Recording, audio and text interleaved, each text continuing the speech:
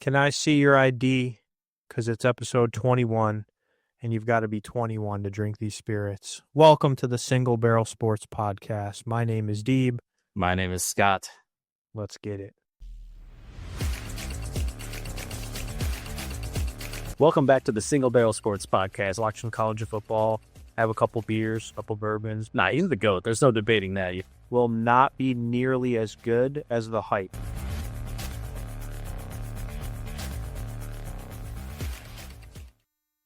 Well, welcome back, my friends. We have a lot to catch up on. If this episode was number of years instead of episodes, it would be drinking. The podcast is legally allowed to do that now with Deeb and I. And so are you, if you indulge. Welcome to the Single Barrel Sports Podcast, episode 21. We had a lot to catch up on. We had NFL draft this past weekend. We still got NHL and NBA playoffs kicking off. And there's many other things happening right now, but those will be the main topics of discussion this week. Strap on in. I hope that you guys enjoy the show. Deeb, what is going on, my friend? How you been? Cheers to all the haters out there. Let's do this. Ooh, and let's talk about that really quick. That's actually a great way to start here, Deeb. Why do you guys? Who are the haters? What's going on with that? Well, we'll get into a little bit more detail when we get into some of the NFL mock draft stuff. But right off the bat, all the people that are dogging on our ranking of our tiers list for the redraft for the 2024 draft, mainly because if we put Caleb Williams, I think, at a C tier and put some other players above him. Where you at?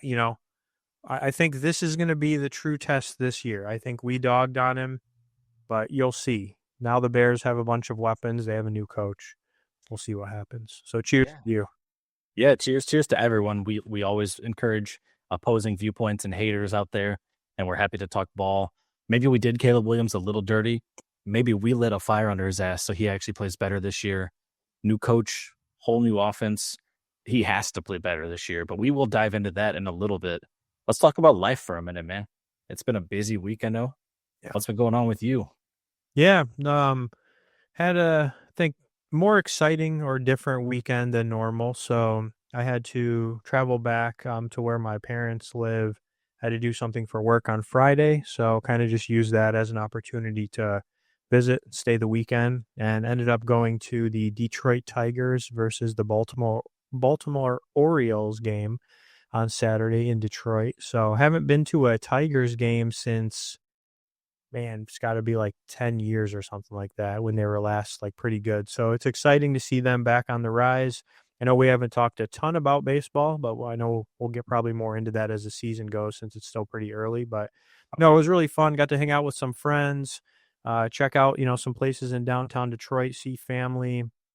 And just, I think, kind of have a weekend away, I guess, from home, which pros and cons to that. But I actually talked to a couple of my buddies about the podcast. They brought it up. They're giving me some feedback. So I'll have to share that with you, Scott, too. So I think overall they said they really enjoy it. So shout out to those guys that I was with this weekend for some of the feedback and comments. But what's going on with you? What's good with you, Scott?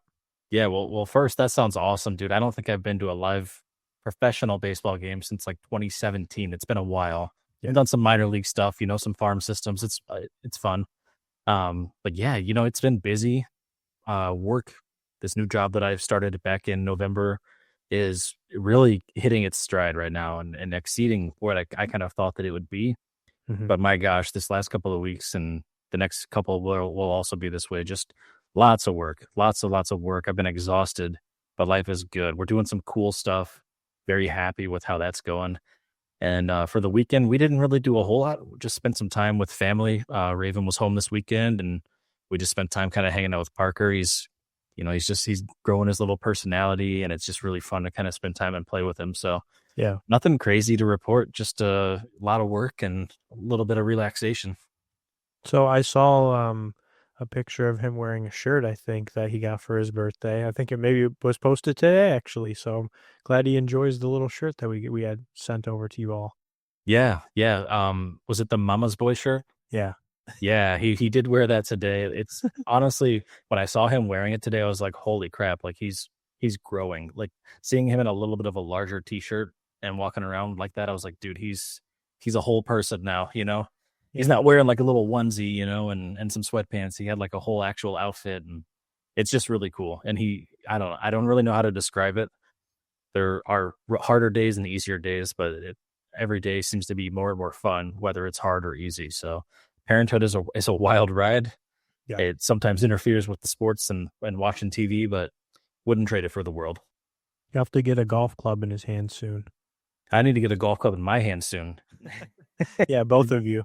I did break the clubs out last weekend just to kind of like talk golf with my brother and kind of showed him the used set that I bought. And when I had them out and in my hand, I was like, yeah, I gotta go hit these soon. It's been a while.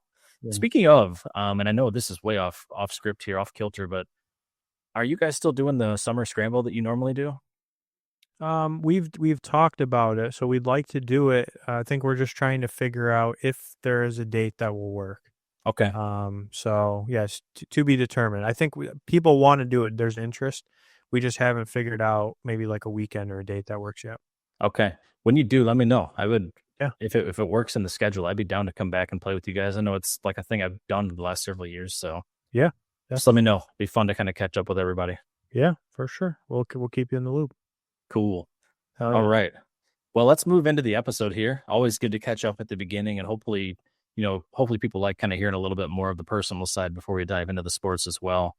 But let's do a quick promotion here like we normally do. Let's talk about our socials. We're trying really hard to grow the socials, and we've seen some slow and steady growth, and we're very appreciative of everything that we receive to help that become a reality. So, Deep, talk about our socials, maybe what some of our goals might be right now and how to find us.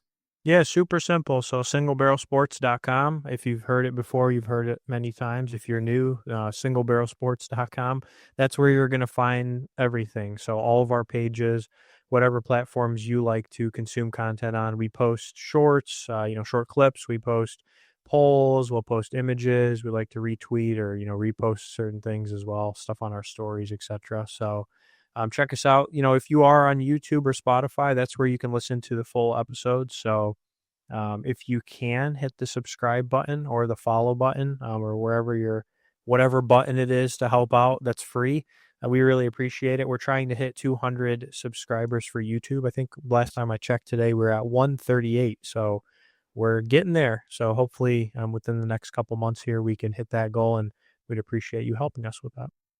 Hell yeah. Yeah, it's climbing every week. Every time we bring it up, it's a little bit higher. So we do appreciate everyone who is following through on that. And we just know that we grow the podcast, the more people that we have access to. So thank you for everyone who does hit that button, and we hope you enjoy the content.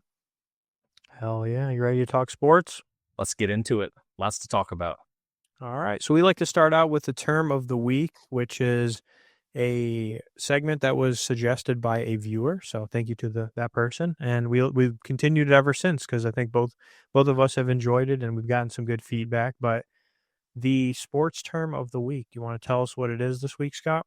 Yeah, sure. So the sports term this week is called the two-way player, which if you aren't familiar with that, it might sound kind of weird, the two-way player, but basically just a way to describe somebody who contributes to multiple forms of the game. So we think about it oftentimes in like, basketball, someone's a two-way player, they're playing pretty strong defense as well as offense, or in baseball, maybe they're a great hitter and fielder.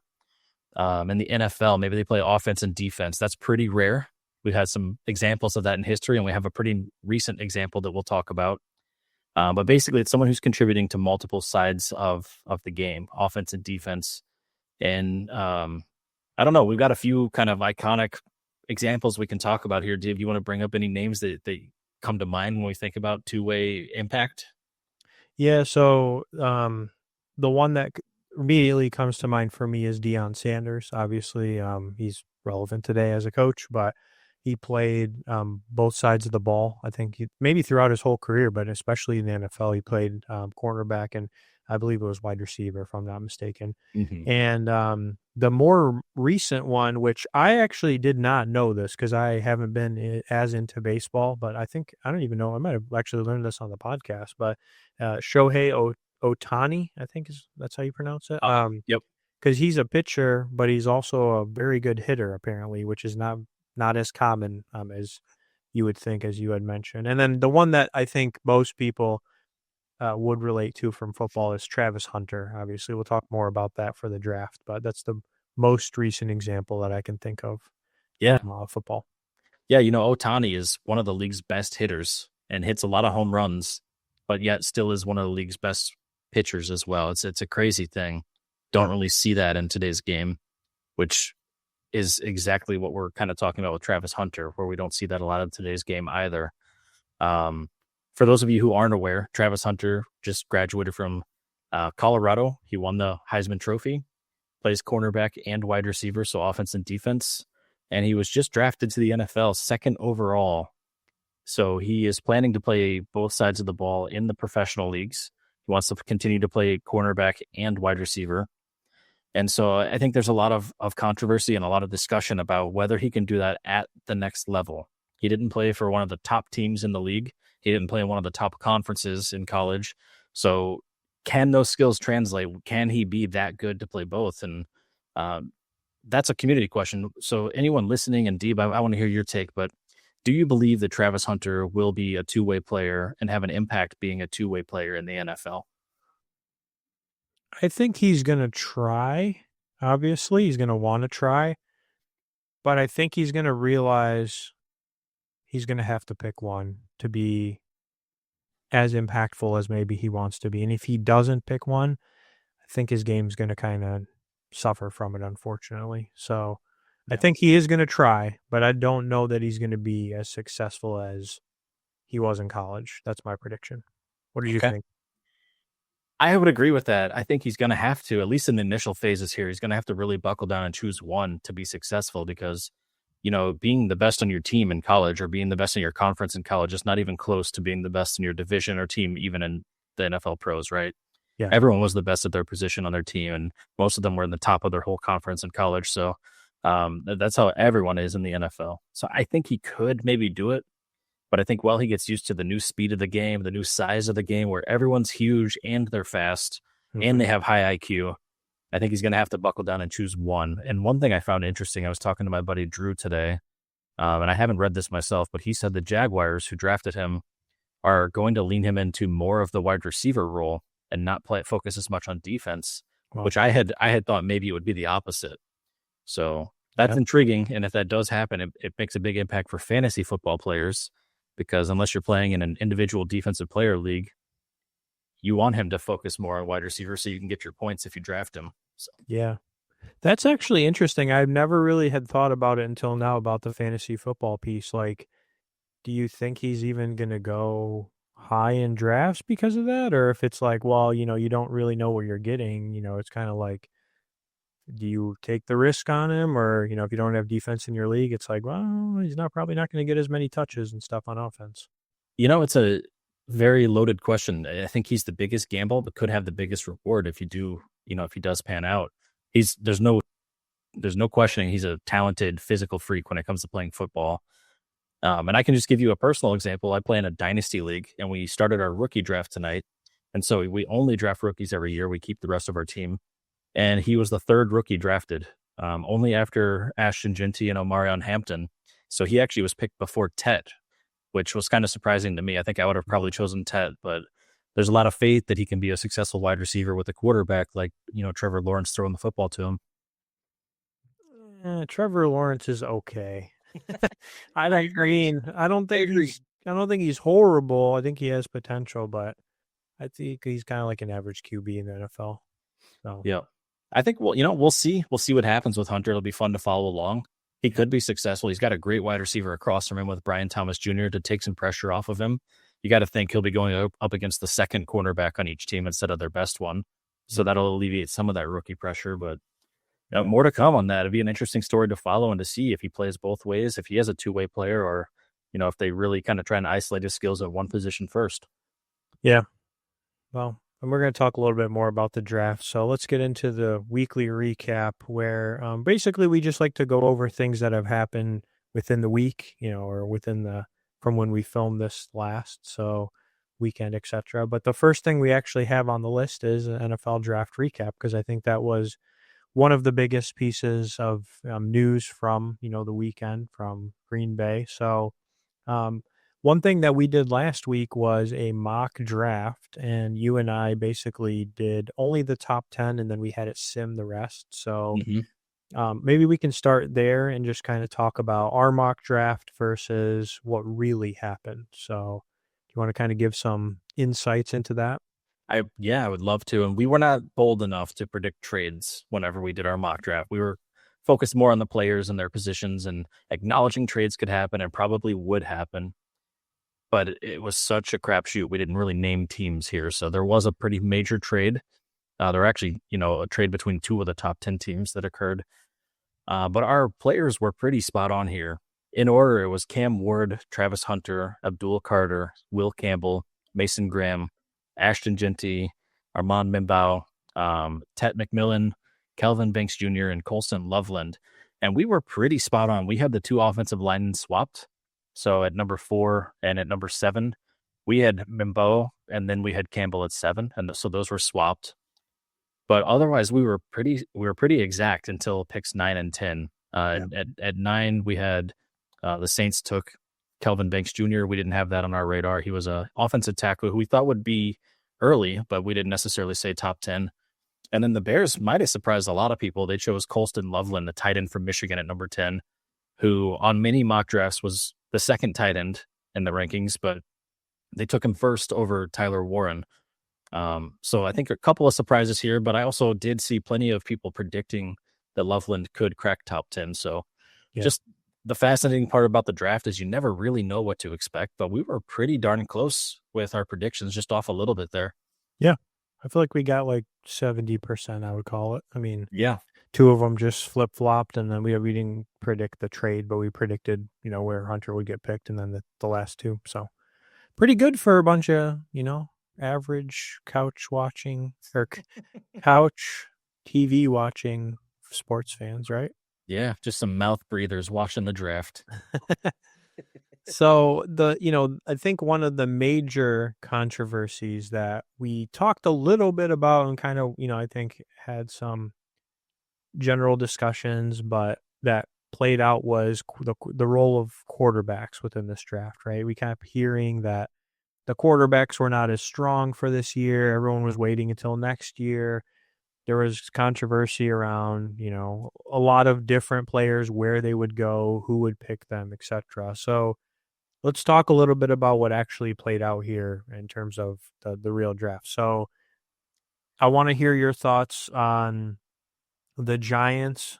They traded up to get Jackson Dart, and he gets picked as the number 2 quarterback. Cam Ward obviously went number 1, but what were your thoughts on that Giants trade up to get Dart? I was not surprised that somebody, and probably multiple somebodies, had Jackson Dart higher on their list than probably Shedeur Sanders. That didn't surprise me a lot, although I think a lot of teams were high on Sanders, which makes the whole rest of the draft shocking. But I think it fits their scheme well. I think I think he might take a little bit more developing, but might have more of a longevity with his career. And I think it's a good team for him to land on to have that development. So I don't hate the pick. In fact, I think it was a good pick for them. And I think their team could look good here in the next couple of years. It's hard to say now, but Yeah. definitely when it happened, when they traded up, I was like, I thought to myself, they're going to go quarterback here. Probably Shedeur, because he was number 2 on everyone's board, right? But no, they Yeah. traded up and they took Dart, and then that made me think, that's not that crazy to me. Yeah. But when that happened, I was like, all right, Shedeur is not going to be picked on night 1. At that point, I was like, I don't think anyone else is going to draft him. Yeah.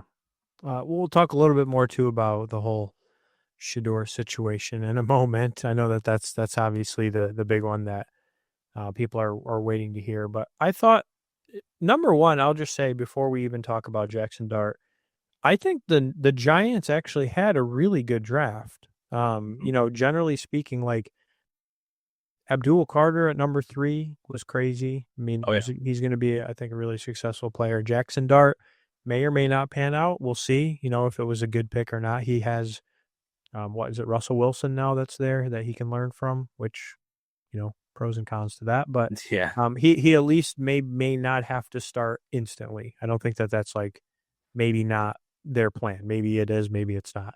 But I mean, then they got Darius Alexander from Toledo, who's a freak on the defensive tackle. And then I think one of their steals, honestly, was in round 4 where they got Cam Scattybo. Yeah. He obviously was crazy in the playoff this past year and even before that. But I really actually think that that is a steal to get that guy in the 4th round. I think he may be better than advertised, or maybe what he was like, people were thinking he was going to be. So I think they had a good overall. I think the Giants actually had a pretty good draft, and maybe this was a good pick. Yeah, I think so. I agree with you. I think that what they did this draft could reflect years down the road of being a very kind of foundational piece for them to rebuild. Scattybo, I think people were only hesitant on him because his speed isn't quite up to par with a lot of running backs. But like you said, I mean, getting drafted in the 4th round means he doesn't have the pressure of having to be an every down back, and it could be a really big pick for them. So I guess we'll follow that along and see what happens with his career. So the next one was probably outside of Sanders falling.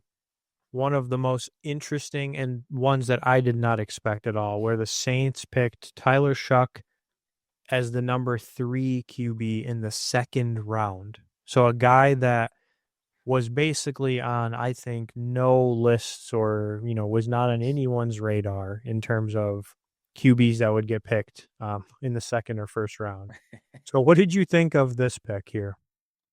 Again, I thought it was going to be Sanders, and when they didn't pick him, and then some people were saying it could be Shuck, which kind of surprised me. And it sure as hell was. It was Shuck, and I don't know. I don't have a lot of thoughts on this because I don't think that he's going to be good. But I guess we'll find out. I just don't know that this was their wisest pick to take him that early when I think there are comparable quarterbacks in this draft that could have been taken much later. So I'll give you a little bit of history on this guy. Okay, so I know about him because he originally started at Oregon in 2019. So he was in college for, the whole he got an extra year for COVID. So this guy, when he first was in Oregon, he was supposed to be like, he was a highly recruited individual, and he was supposed to be like the replacement, the next guy at Oregon. I think it was after Herbert left. Okay. So he was supposed to be like their guy. Well, he ended up playing a little bit in 2019, not a lot. And then in 2020, COVID happened. So, I mean, he didn't have a great season, but that year was kind of, you know what I mean? I don't know, judge people on that year because they didn't play a full season. So, like, if you look at his stats, it's kind of like whatever. Mm-hmm. He transferred out, Texas Tech. First year, if you look at his stats, he had like 872 yards and 6 touchdowns. Nothing crazy. I think he might have even been the backup. The next year, I believe, was another not great year for him at Texas Tech. He threw for 1,300 yards and 7 touchdowns and 4 interceptions. Pretty average.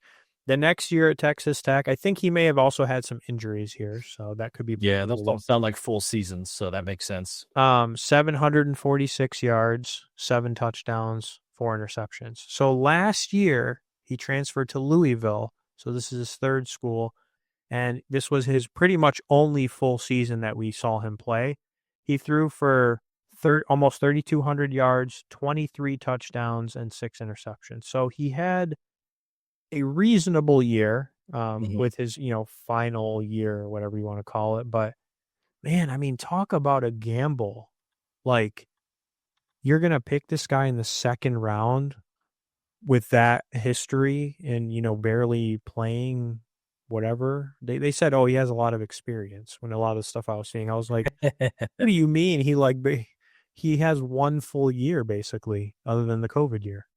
Yeah, well, I mean, at least at Louisville, he's playing better competition, not than Oregon, but like it's not like drafting someone who played in some nobody team in the middle of nowhere, right? So yeah, it's an interesting one. I think there's a lot of people that are sharing clips from I think it was either his pro day or the combine where he was just missing passes to wide open wide receivers, and yeah, we'll see, man. I mean, hopefully, I don't ever want anyone to go into their rookie year with people dooming for them to fail. So I hope he finds some success. But that pick was a little bit interesting for me. Yeah, very interesting. Just based on I guess who else was in here, but again, you can make a case. So then the other two that were interesting. So Milrow goes to the Seahawks. Dylan Gabriel from Oregon goes to the Browns in the third round. And then we get to the interesting one. I mean, you can comment on those two if you'd like, but Shador Sanders ends up falling to the fifth round where the Browns trade up to get him for whatever reason when they literally just picked Dylan Gabriel in the third round. And so now they have Joe Flacco, Deshaun Watson, Sanders, Gabriel, and what's his name? Kenny Pickett. Pickett? Yeah. Yeah. They have 5 quarterbacks now. What a mess. But so what are your thoughts on any of the above that I just talked about? Milrow, Gabriel, Sanders, etc. I'll do quick highlights on Milrow and Gabriel. Milrow, I think, has a lot of potential. He's a very great athlete, and we've seen some success recently with more mobile quarterbacks. So perhaps could find some success with the Seahawks. It'll be interesting. I mean, Darnold is there, so he's going to be able to develop a little bit. He doesn't have to be like an immediate starter. Gabriel going in the third round surprised me, especially considering that the same team later picked Sanders. I think on paper, a lot of people had Sanders going before Gabriel, and there's some concerns about Gabriel's height and some of his just physical attributes. So to go in the third round, despite having a pretty good year this last year, I think there was a lot of apprehension for that. And so it's, to me, crazy that they took him in the third round, but then didn't draft Sanders there, didn't draft him in the fourth. And then I don't even think, was he even their first pick in the fifth round? Because then they traded up. He was their fifth. Okay, he was their fifth round pick. Yeah. So then they traded up, which, like, come on, what are you talking about? You're in the fifth round here to pick Sanders to be their final pick of the draft. And it's just kind of like, what are you doing? Like, you had so many chances to pick this guy. You passed him up not only for 5 other players, because they had 2 second round and 2 third round picks. Yeah. So he was like way late on their draft board. Yep. But you also drafted another quarterback that now he's going to have to immediately go in and compete with on a team where you already had 3 other quarterbacks. Like, what in the hell is going on here?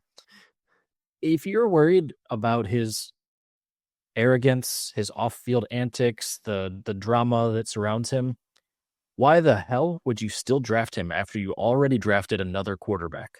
That will not solve those problems. That will exacerbate those problems. Yeah. I don't know. What do you think? Milrow, I think, probably landed in a good spot. Again, with Darnold there, and he has some time to develop.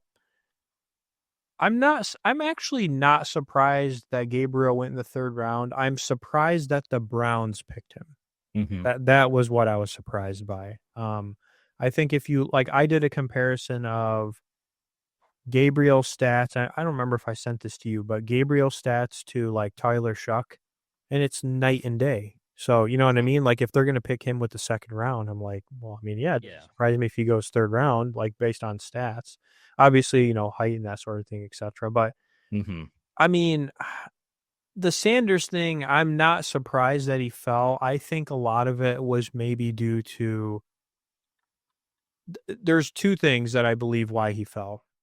Number one, I think that while he had pretty reasonable stats, I'm not doubting, if you look up his stats, it's not like he has horrible stats or anything like that.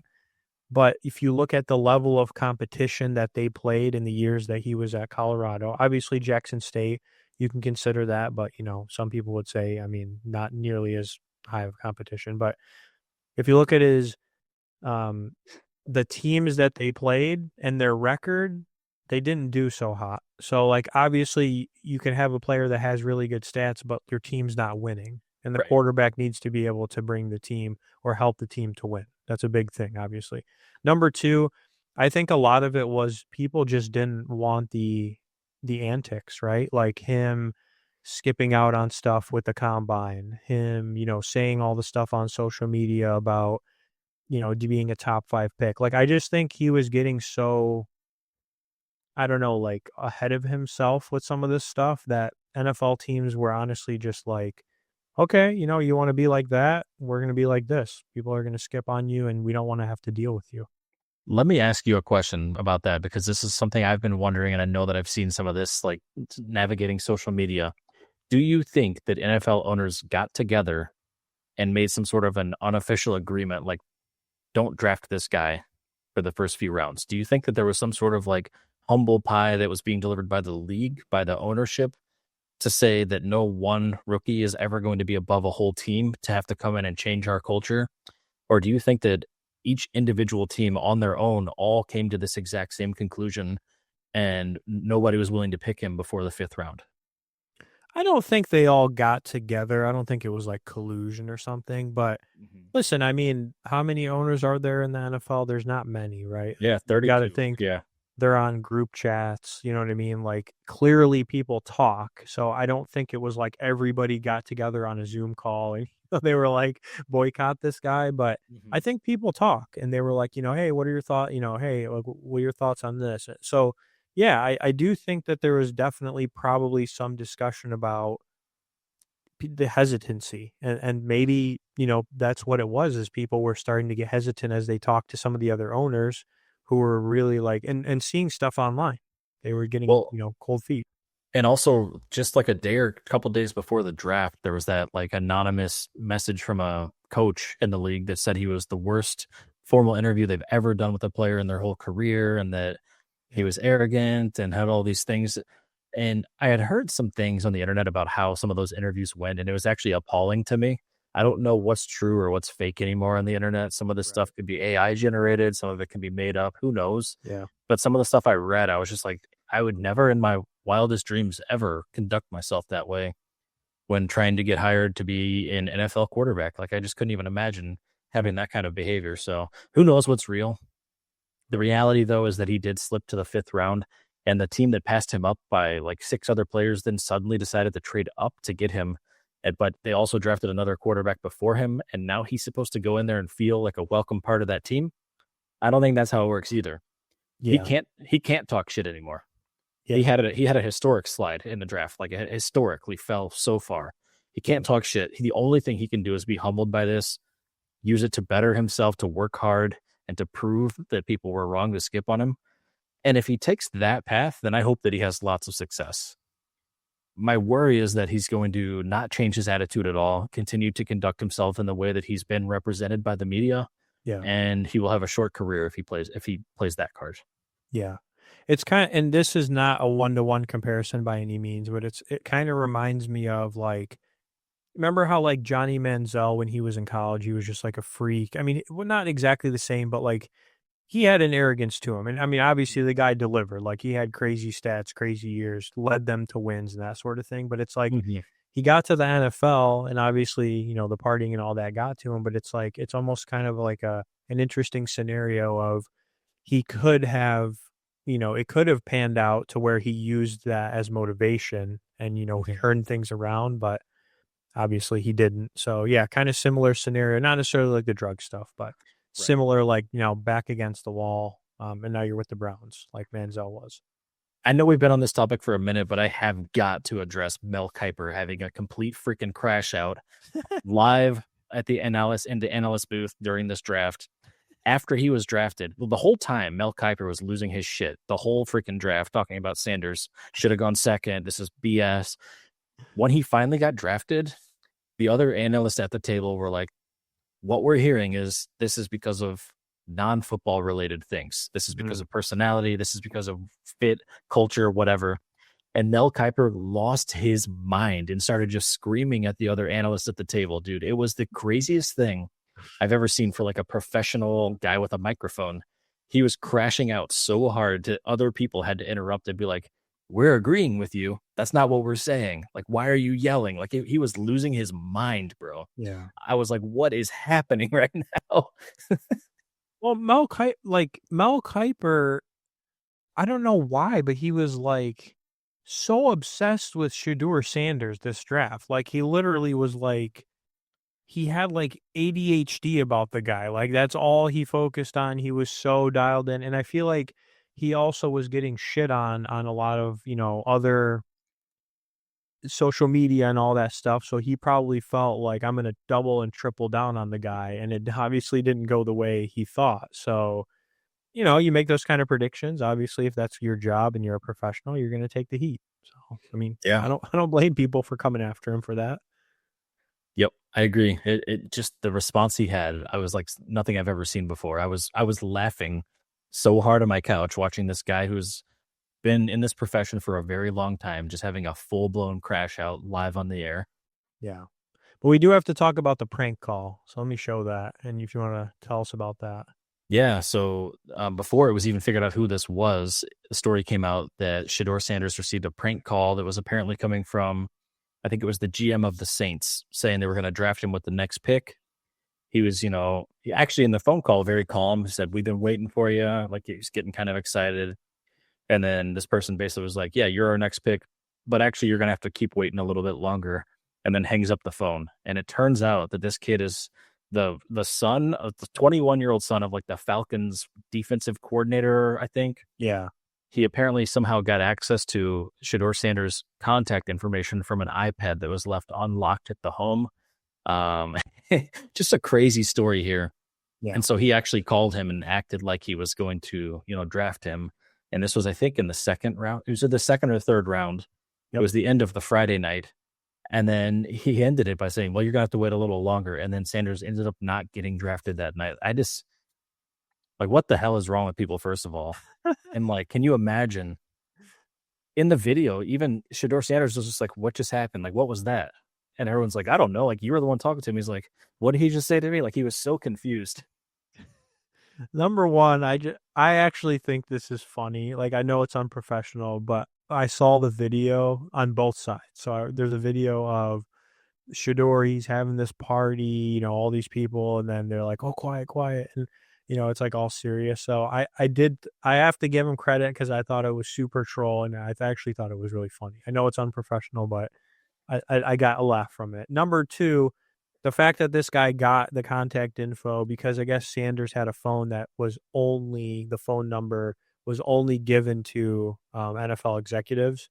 And Interesting. Okay. yeah, so he had a separate phone with a phone number, and so the fact that this guy got that number is actually kind of crazy, that he was able to do that. So number two, give him credit for somehow getting the number, right? Like off of an iPad or whatever. But is it professional? No. Is it kind of troll and a little bit funny? Yes. So, you know, It's someone's life-changing moment, though. Like, can you I imagine the emotion of sitting and waiting for the call and then being made a full mockery on the internet? I mean, yes, it's a prank. Yes, pranks are funny, but like, what the hell, man? I actually can sympathize with Sanders for that. And I think it highlights a bigger issue going on in the NFL right now, where people's homes are being broken into and vandalized when they're at away games. And there are prank calls happening all over the place. I think it was Kyle McCord talked about how he was also receiving prank calls pretty much every single round in the draft, yeah, saying that they were going to pick him that round.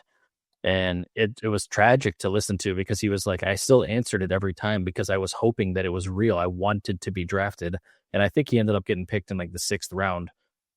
But he was just like, "Yeah, I got to the point where like I had to pick it up because I was hoping it was a GM." yeah, But I started to kind of feel like, when is it actually going to be real? And I can't even, in such an emotional state, like waiting to be drafted to the NFL. I cannot imagine the torment of constantly being prank called and being lied to and getting your emotions up and then having them fall and then up and down. Like, that's crazy to me. I think something needs to change with the way that personal information like addresses and phone numbers are so accessible for these players. yeah. I feel more bad about the Kyle McCord because I feel like he's maybe a little more genuine and humble. I feel like if you go out there and put yourself out there like Sanders does, and he's like cocky and arrogant and all that stuff, that's what makes it a little bit more like funny to me. When you're like a genuine player, and you're like, "Hey, I work hard." I'm not saying he doesn't work hard, but like he puts himself out there. He's a show off. You know what I mean? I feel like that's what kind of made it more funny to me. The Kyle McCord thing or anybody else that like isn't as flashy or arrogant and that sort of thing. Okay, like I feel bad for him, but Shador, you got what you wanted. That's my take. Okay. All right. That's fair. Let's talk about one more quarterback in particular here. This is Yeah. a guy coming into this most recent season, very highly touted. The quarterback for Texas, Quinn Ewers, was returning from an injury. Yep. A lot of people thought he might be one of the top quarterbacks in college this year. And he really was a bit of a disappointment. In fact, started to become overshadowed by Arch Manning, who was everyone was kind of thinking would be the future, but actually kind of became the present. And I think one of the crazy things is the Texas kind of said, like, whether you go to the draft this year or next year, like Manning is our guy. So they kind of pushed him out, but he was receiving NIL offers, I think up to like $8 million. If you did, I think that was just up on the screen here Yeah. to play college for another year for other universities. And he opted to go to the NFL draft. And now he's going to be making like $800,000 this year because he was drafted in the 7th round. So just kind of crazy to think about where his hype was a year ago today and then where he ended up. But maybe this can be a crazy comeback story for him. He went to the Dolphins. Obviously, Tua is never a guarantee there with his concussion injury. So Yeah. we'll see what happens with Ewers. I hope the best for him. I can't imagine what it's like to slide that far in one season. But yeah, he went from one of the most highly, I don't know, sought after quarterbacks a couple of years back, and now a 7th round pick. Yeah. And I mean, he could turn this into, one of those like motivational things. He dropped far, similar to some other people. And I don't know, maybe he could turn it around. Maybe he becomes a backup, or maybe he disappears into the abyss. I'll Yeah. see what happens to him. The only other thing I think we had on here, which we can go over quickly, is that the Steelers ended up picking Will Howard, and it was later in the draft, I believe. But there's some rumors that Kirk Cousins potentially maybe going to the Steelers, or they're in some discussion with him. So I'll have to Been a kind of lot wait of and see like how that pans out too. Yeah, it's been a lot of rumors about him. They've all been kind of narrowed down to three things. It's either staying in the Falcons and being a backup, going to the Steelers, or going back to the Vikings, which would be kind of a shock.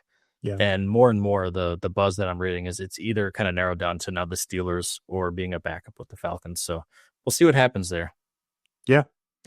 Sounds good. Well, I know we did a little bit of the draft grade, kind of talk a little bit about Giants and such like that. So we don't have to spend a ton of time on this, but just a couple things that we found. I think it was like on NFL.com where they did their final draft grades, and I think I kind of treat these a little bit with a grain of salt. It's like when you draft your fantasy football team and they send you the rating and you're like a D, and then you win the league and you're like, yeah, eat shit.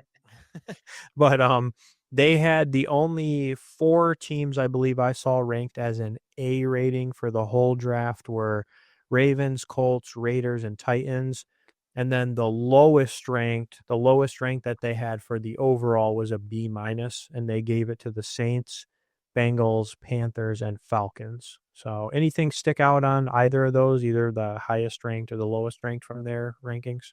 I would just say I think, and this might sound very cliche and very cop out, but these teams that were rated A, I think did a very good job of looking at their team holistically, seeing where their gaps were at, and maybe not going for the flashy picks, but going for the needs that they had as a team. And I think that's what makes them an A versus a B minus.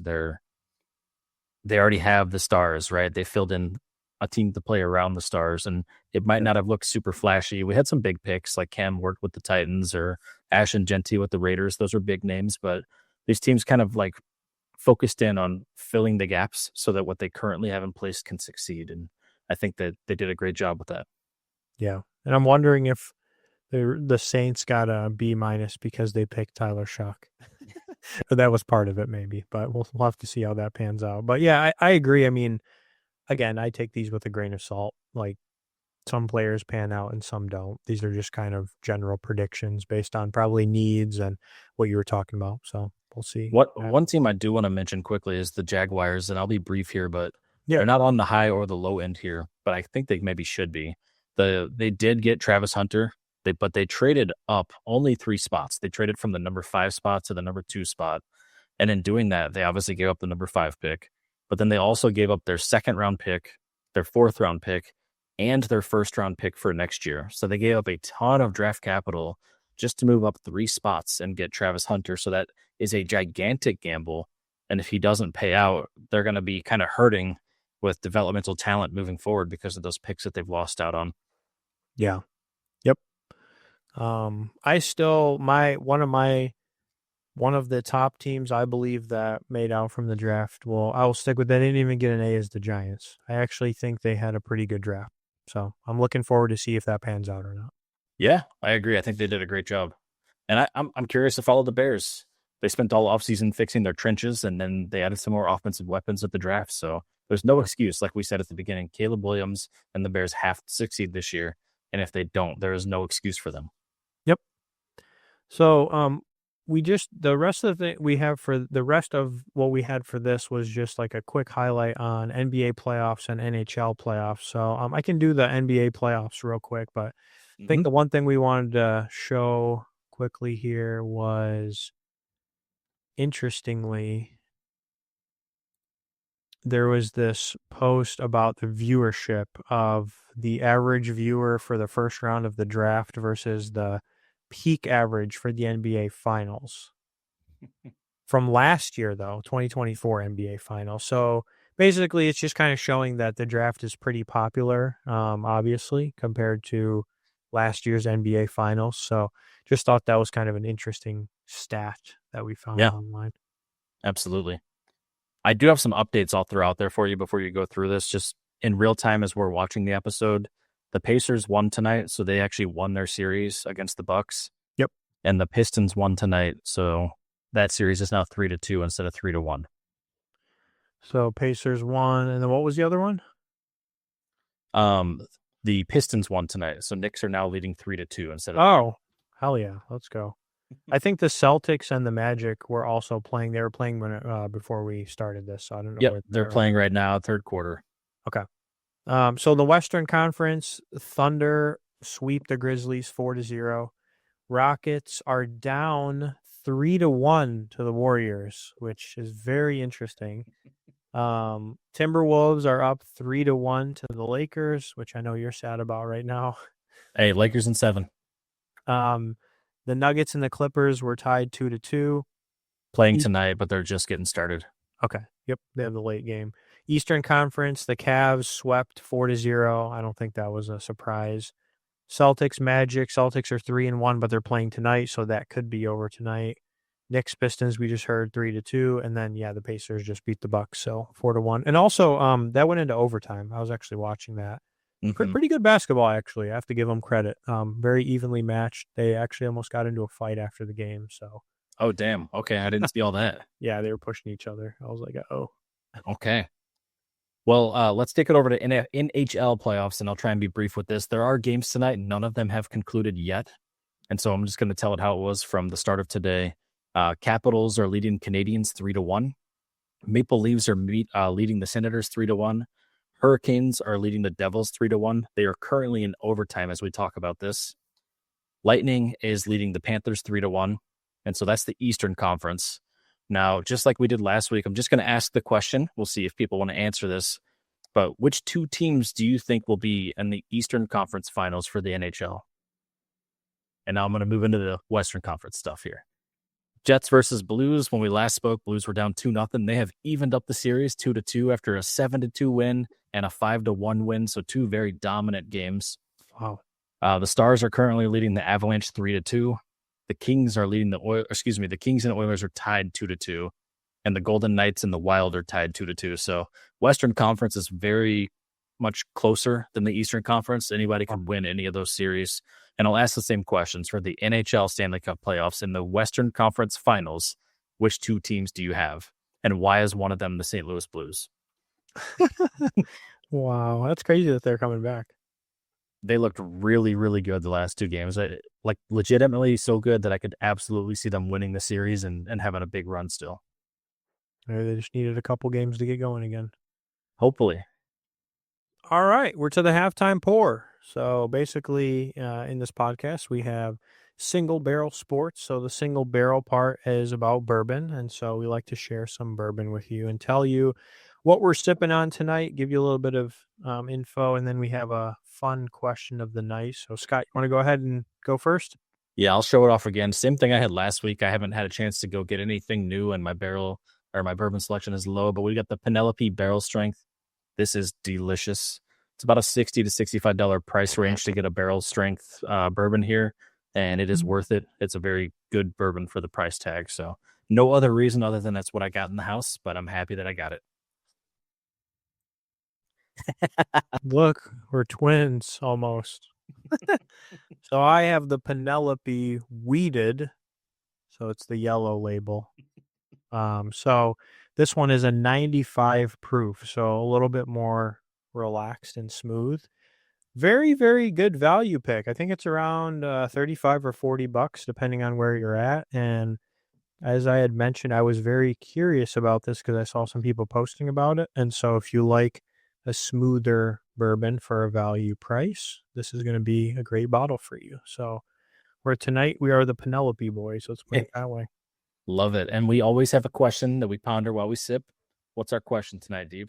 So I have to ask this because this is going viral all over the internet. And so you and I have to have this discussion over a sip of bourbon. So, all right, Scott, one silverback gorilla versus 100 average men. Who wins the fight and why? This is the easiest question in the world. The gorilla wins this fight every single time. The average man is not that strong and does not have that much endurance. A silverback gorilla is a physical specimen that can literally just destroy you with one swing of their arm. They're faster than people think. And here's the biggest kicker of them all.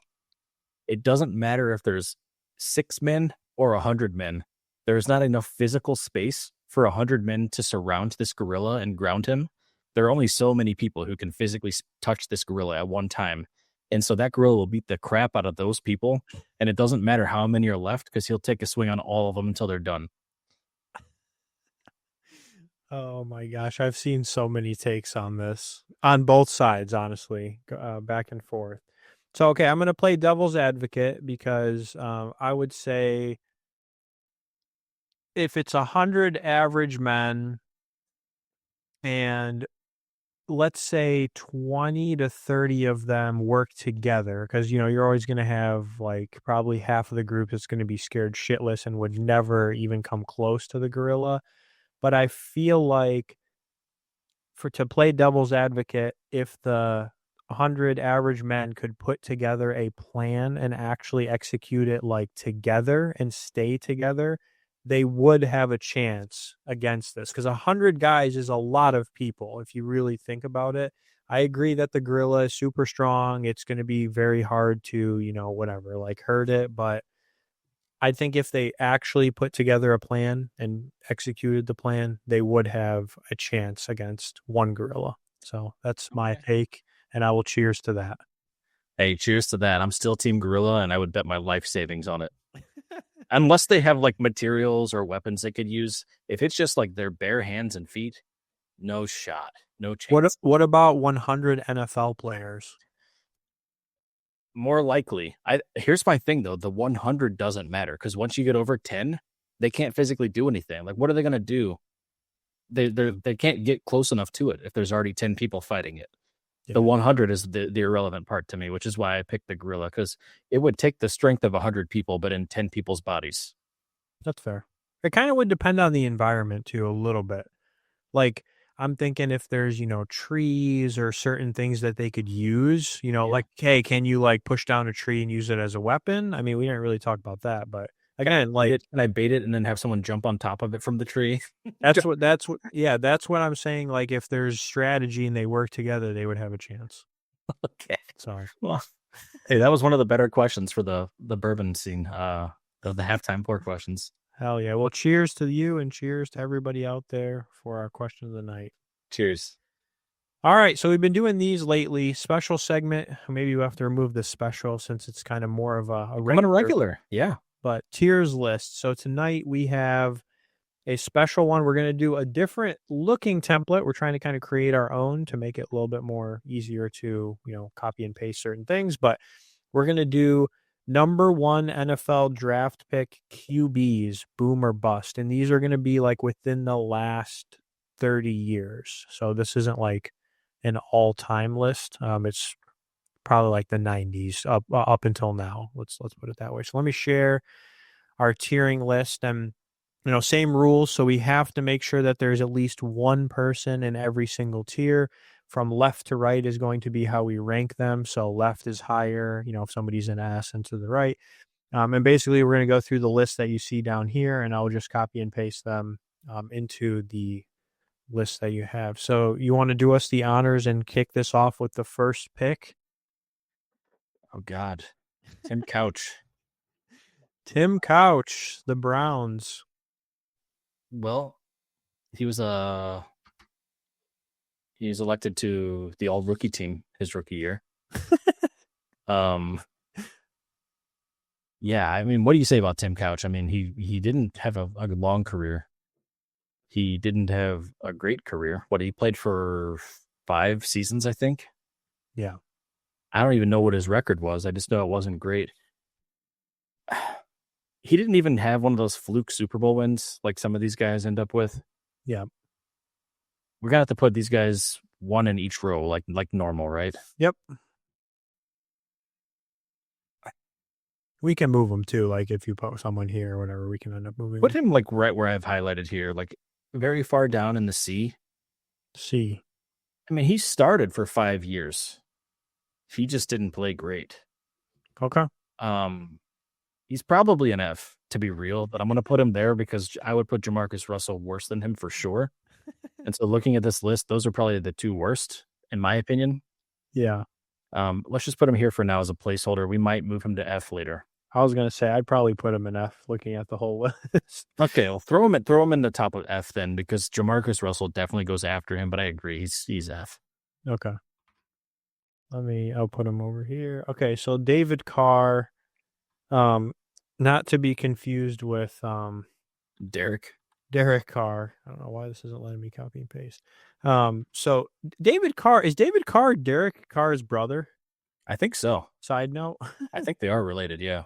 So he was drafted when the Houston Texans were like, was this the very first year when they were? I think it was. I think it was their first year, yeah. Okay, so that's why they had the number 1 pick. I feel like he didn't have a great career. He didn't have like an absolute horrible career. I feel like honestly it was pretty average. So for that reason, I'm actually going to put him in the high C because I feel like while I could put him in B, there's probably other people on here that deserve that.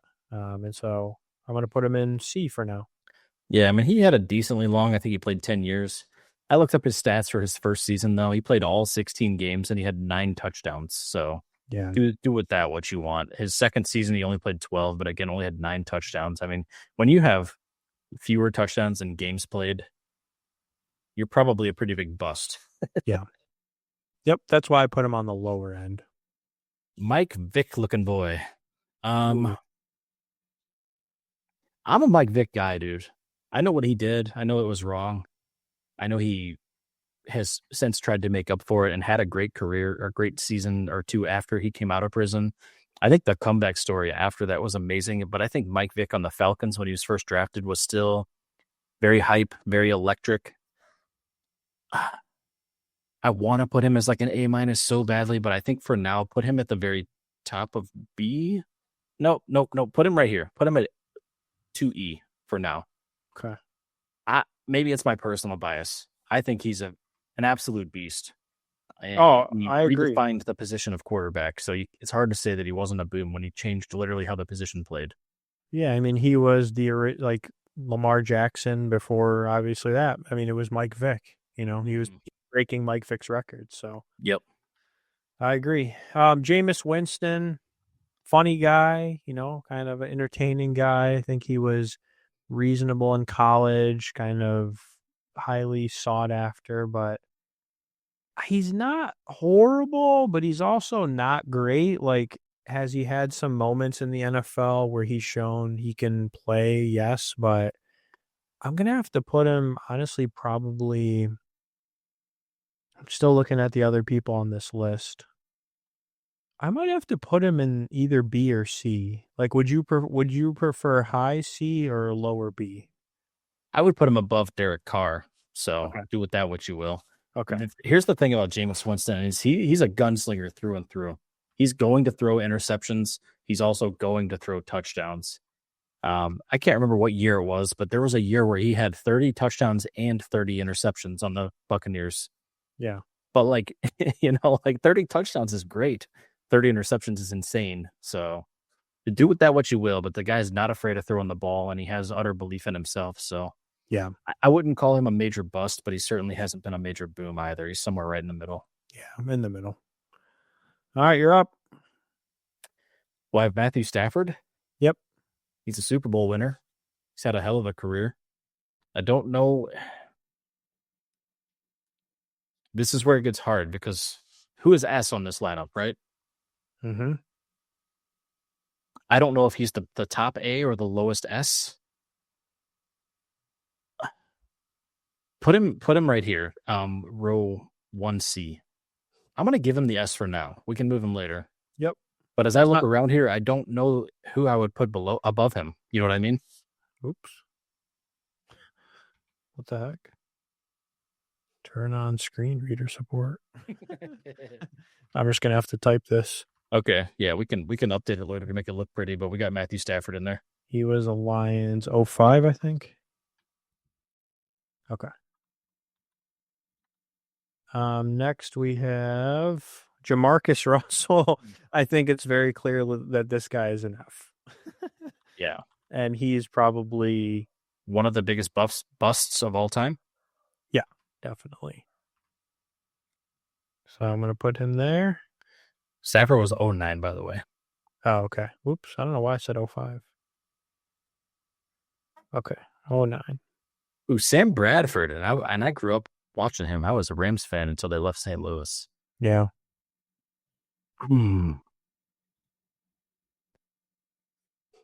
Sam Bradford, old Sammy. I think Sam Bradford goes right in 3C for now. So we'll put him in the B row for now. Okay. Sam Bradford had some good years. And he had some good teams. Yep. But he also had some really shitty years too. So. Yeah. He kind of had a mix, but I think he had a little bit better than obviously Winston and Carr. Yeah. At least some of those years, right? I mean, it wasn't all great. He only played, I think, for 9 years. Yeah. Not a long career, but he had a few good years. Or a few above average years. Didn't Stafford and Bradford did they both go to Oklahoma? Yes. Because they were back-to-back number ones from Oklahoma? Mm-hmm. Wow, that's crazy. Alex Smith. So, very interesting one. He had a crazy injury that, if I'm not mistaken, pretty much like career ending. People were worried he might die from his injury. Yeah. I remember it was that bad. Yeah, I think it's like his leg snapped in half or something. Yeah, it was like a crazy compound fracture, and I think they were worried that it was like so infected and so messed up with like blood vessels that like he might literally die from it.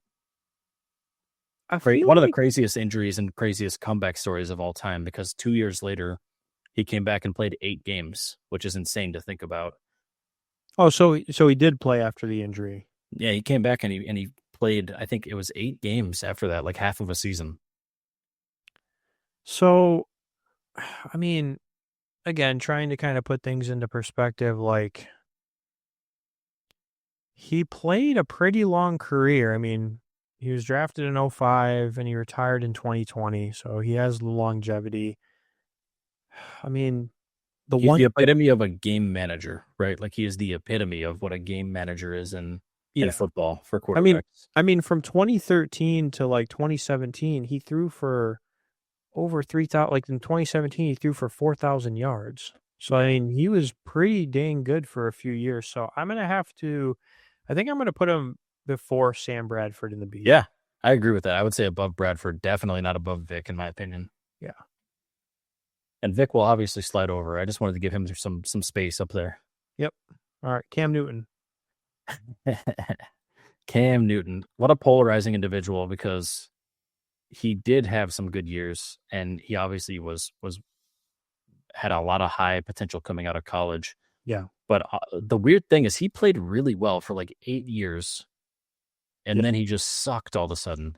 Yeah, it was like 4,000 yards and then almost 3,500 about every year. For a while. And he won the Super Bowl, right? Or that was the year they lost. They lost to Denver. Yeah, they did not win the Super Bowl. Okay, so he played in the Super Bowl, didn't win. I think he won the MVP one year. That might be what you're thinking of. He did win MVP. Yes, Yeah. you're right.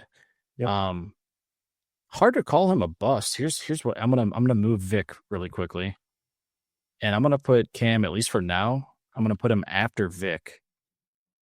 I would put him above those guys. I mean, he had 8 great seasons, won an MVP, went to a Super Bowl, just didn't win it. So yeah, I don't know how you feel about that. What are your thoughts on that placement? I think that's reasonable. I mean, I would maybe call him a B plus if I could. Like, Okay.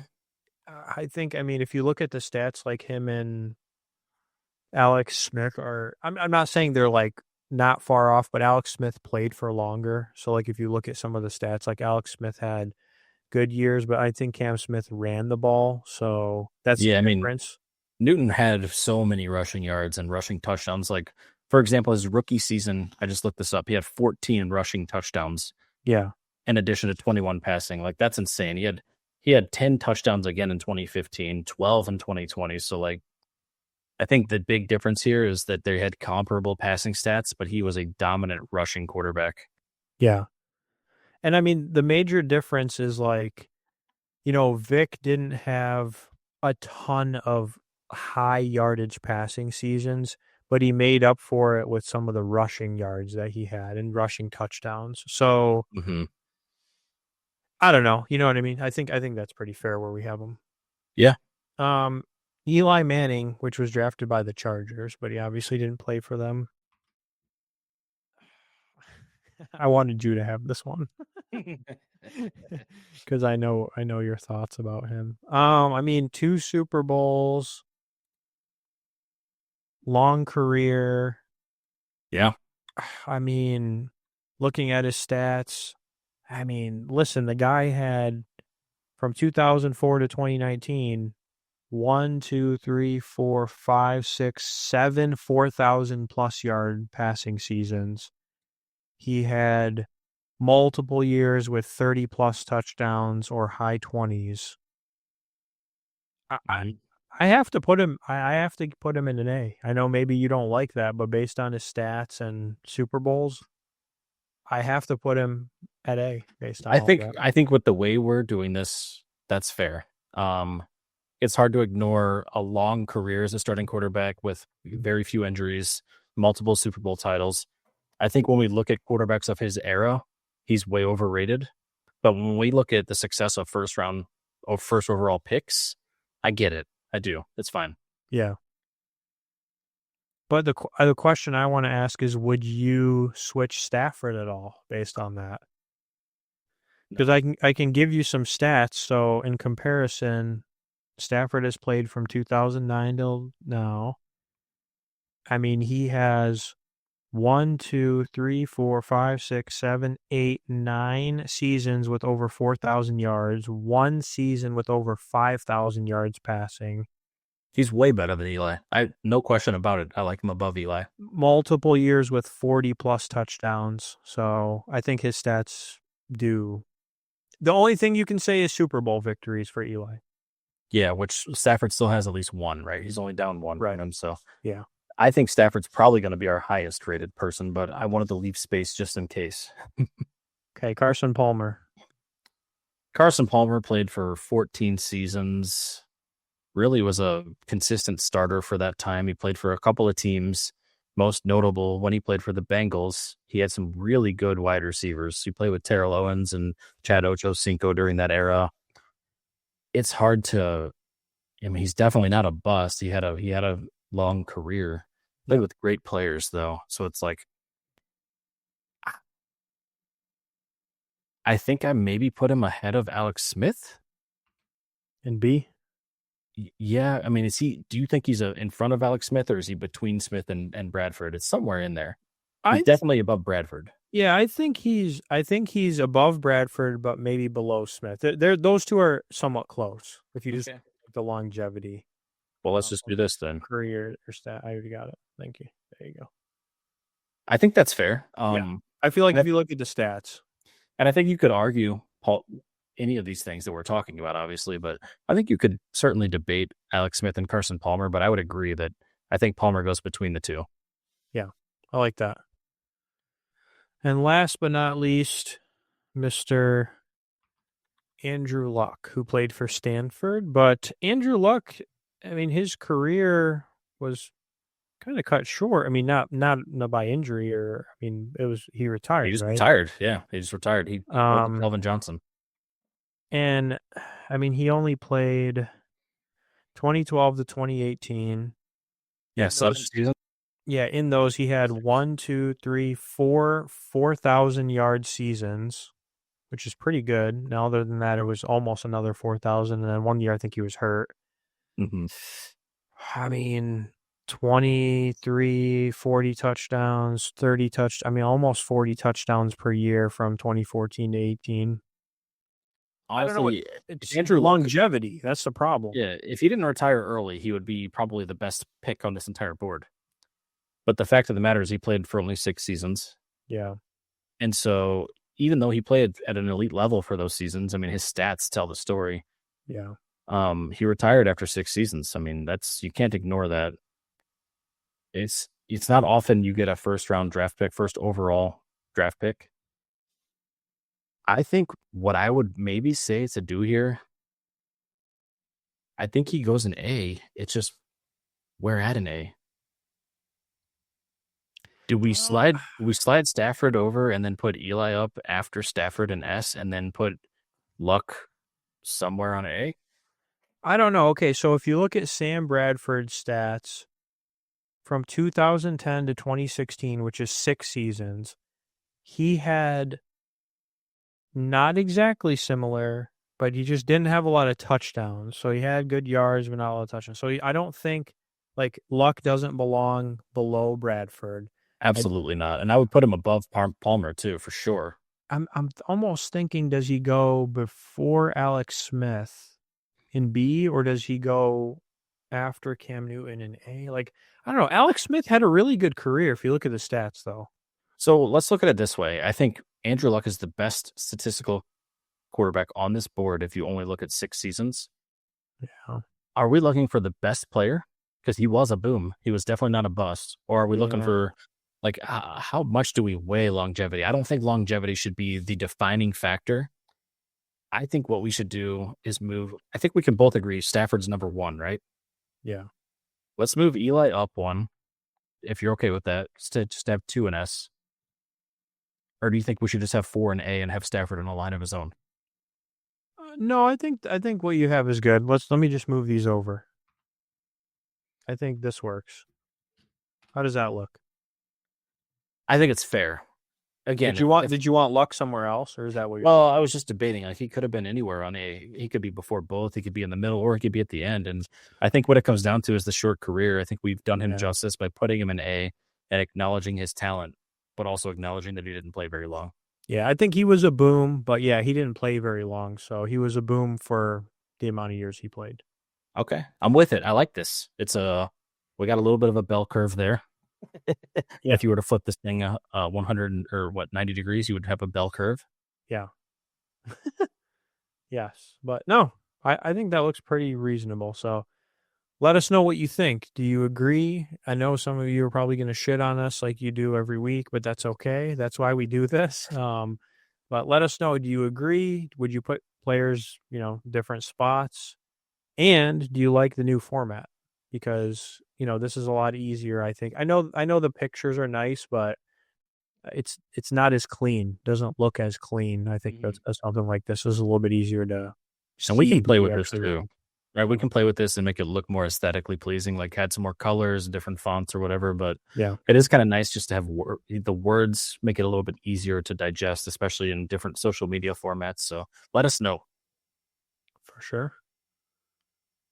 All right, my friend. Well, we got some stuff to cover still, and we're deep into this. So let's hop into community callouts real quick. Yeah. And if you don't mind, I'm just going to run through this real fast here. We want to acknowledge some people who have interacted with us over the last week here. So on YouTube, we've got Zach Pape, Jordan Sinclair, Ethan Bush, Rick Moore, Trent Wallace. Thank you guys for the follows or the subscribes on there.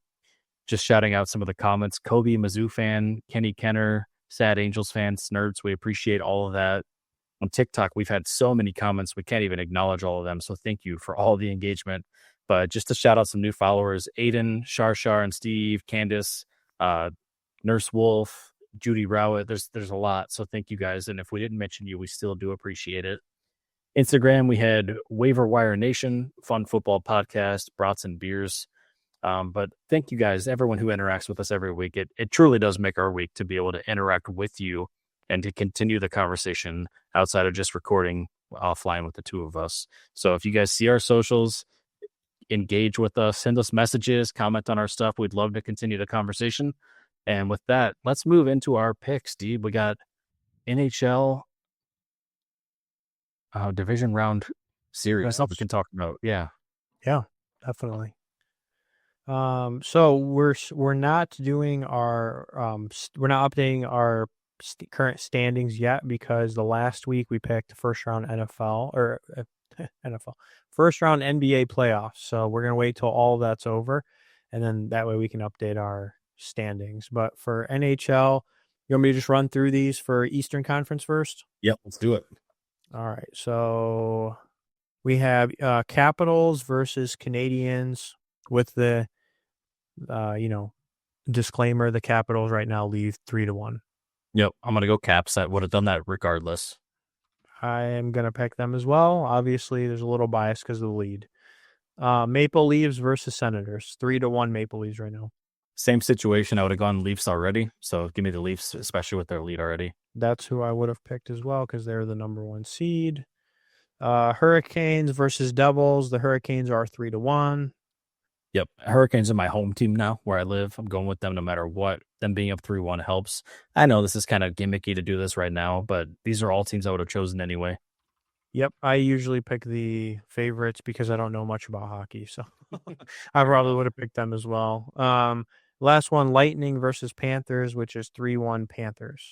Yep. Give me the Panthers. They're a Stanley Cup team last year. They're certainly going to win the first series this season. So if I'm staying honest, though, I probably would have picked the Lightning based on their ranking. So I'm going to put that down because I probably would have picked the higher ranked team, to be fair. Okay. Yeah, that's totally fair. Western Conference, we have Jets versus Blues. I already know who you're picking.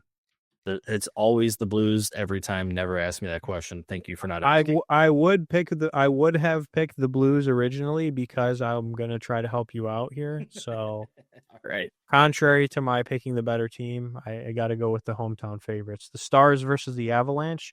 It's 3-2 Stars. I want to be honest. I would have gone with the Avalanche, so I'm still going to. They're only down a game. They just got to win 2. So give me the Avs. And Tim, if you're watching, you're welcome. I would have picked the Stars because they're the better team. Kings versus Oilers. It's 2-2. Perfect. I'm gonna go Oilers. I actually think I would pick the Kings again. Similar, better team. So don't know too much about these. So that's what Yeah. You just went against Anna McDavid. I get it. And then last, the Golden Knights versus the Wild, and it's tied 2-2. Yep. Give me the Knights on this one. For no real reason, I just think the Golden Knights might be slightly better. The Wild barely snuck into the playoffs. Yeah, and I would pick the Knights because I think they're flashy and in Las Vegas, right? Yep, and that's a game that's happening tonight. I haven't checked the score of it, but they are playing tonight. Yep. I just checked the score. Golden Knights are up 2-1. Woo! Let's go. Second period. Lots of hockey left.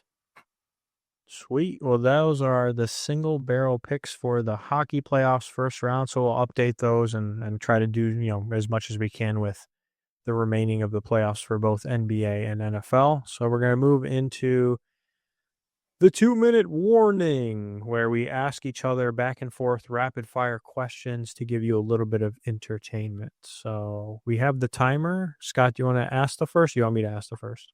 Why don't you go ahead and ask the first, and I will start it once you start speaking. All right. So, would you rather get tackled by Aaron Donald full speed or take a 98-mile-per-hour fastball to the ribs from Shohei Ohtani? Well, I have a dad bod now, at least currently, so that helps a little bit with the fastball. I have very fragile joints in my legs. I do not want to be tackled by Aaron Donald ever in my life. I also don't want to take the fastball, but that would be my choice in this. I would just hope it hits the meat and not the bone. Ouch. Would you rather do the NFL Combine's 40-yard dash in jeans or shoot an NBA three-point contest wearing oven mitts? Oh, the 40-yard dash in jeans. I can move in jeans, especially if you have the right brand. Okay. Would you rather have your golf swing broadcast live every time you whiff or be forced to putt with a hockey stick? Please give me the putter hockey stick. You've seen especially when I get in my head, you know that I whiff sometimes on the golf course, and it will only get me more in my head if everyone sees it every time it happens. I just imagine that happening. You've seen me whiff many times. You know what I'm talking about. Oh my god. Usually it's when I'm trying to drive in a scramble and I'm trying to outdrive my friends. I whiff every time.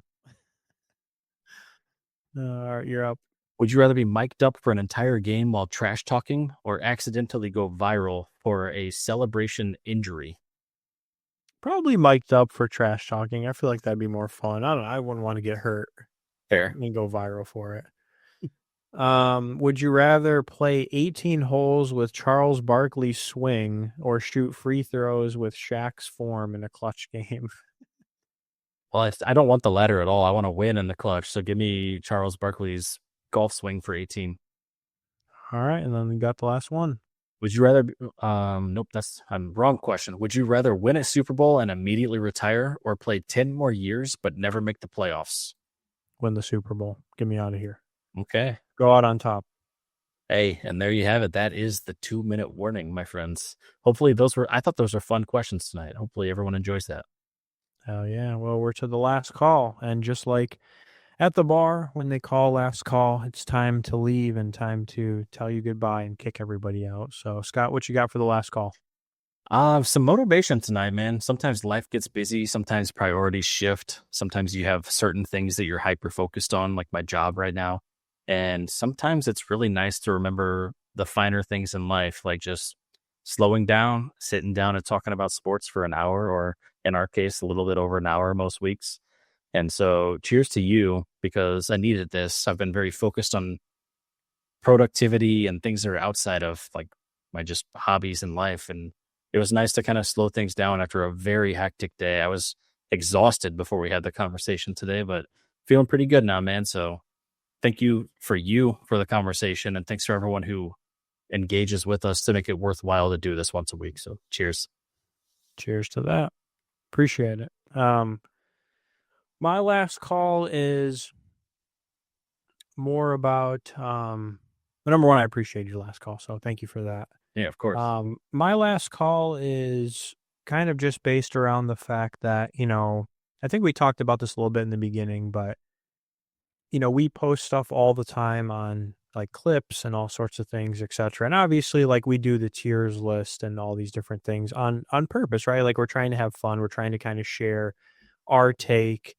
And I think like in this world, that's what makes sports so fun is that no one really usually always has the same take. Like we may agree on stuff, we may disagree on certain things. Obviously, we're not going to agree on everything, but I also like I do encourage people and I actually enjoy when people comment and tell us that they don't agree with us or they have a different opinion or they like this player. Like that's what makes this fun. And so, obviously we're kind of like joking around in the beginning about Caleb Williams and stuff, but hey, I mean, I know there's people out there that are fans of him. There's people that are fans of Shador. Like if that's your thing, like, advocate for it and tell us, your reasons why, etc. So, don't stop sending those things in. We do enjoy those and we're not discouraged by them. I think it just kind of encourages us to share our takes and also to continue to share and put things out there that people can react to. So that's why we do this, right? Is to get reactions and to also share our thoughts and stuff like that. So keep sharing and keep reacting and cheers to you.